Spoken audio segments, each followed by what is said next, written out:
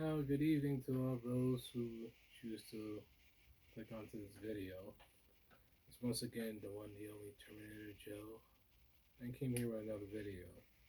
Now, this is a lovely Friday night for knives. Now, a week or so ago,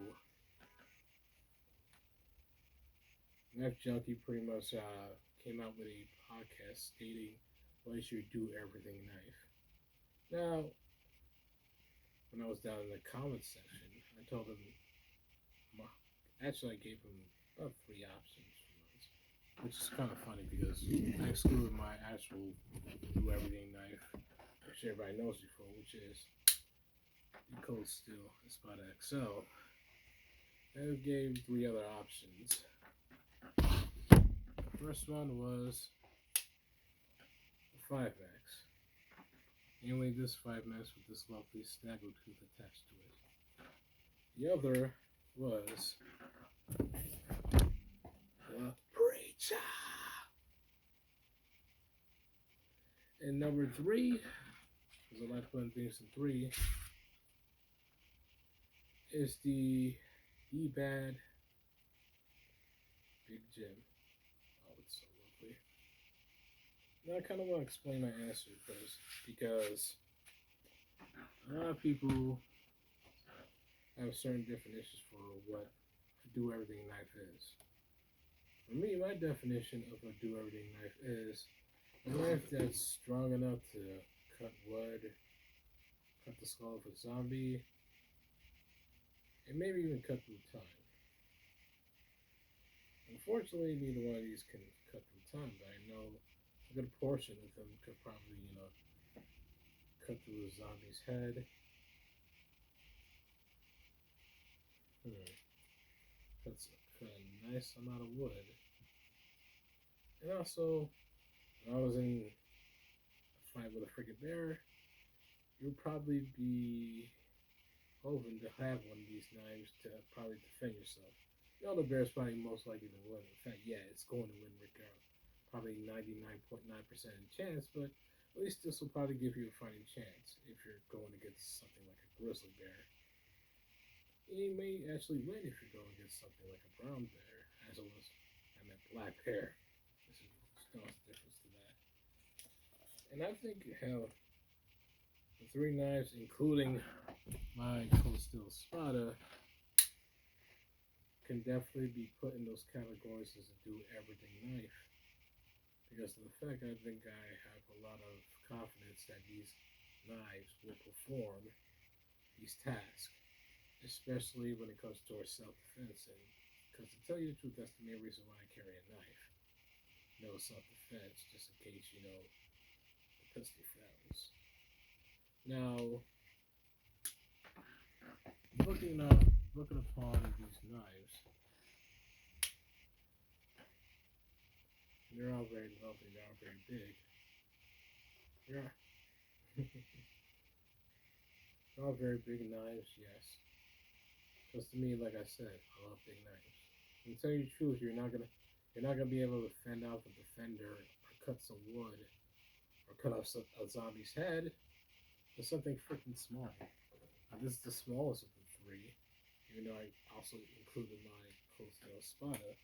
But to be honest with you, I know, and like I said before, I have full confidence that these blades will perform the task. They'll cut off the head out of any like a zombie, or at least shatter the skull. You get a lot of brain meat splattered all over the place. Or will probably help me out when it comes time to probably rough it, camp out, and chop some wood for a fire. Now, when it comes to these knives, they're all made of very similar materials, except for the 5-max. 5-max is pretty much S35 4VN steel. But but the Preacher and also the Bad Big Jim Bowie are made out of 5160 steel, which I say is really nice and great steel. Another great thing about these things, these two fixed blades right here, is that they're full tanks construction. As you can see at the handle area, full tang, full tang. No rat tails around here.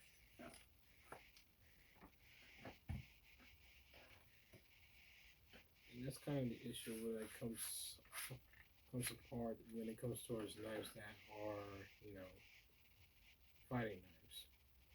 Yes, they're good for fighting, but you can probably chop some wood. But after a while, after some heavy use, they're going to probably break. Like this coastal notches bowie, which I also added on to my list of blades for a zombie apocalypse. But I've seen people chop wood with this, but I wouldn't want to do that with this, especially since the tang is very questionable, and I have seen people break them apart and say tang is very very slim.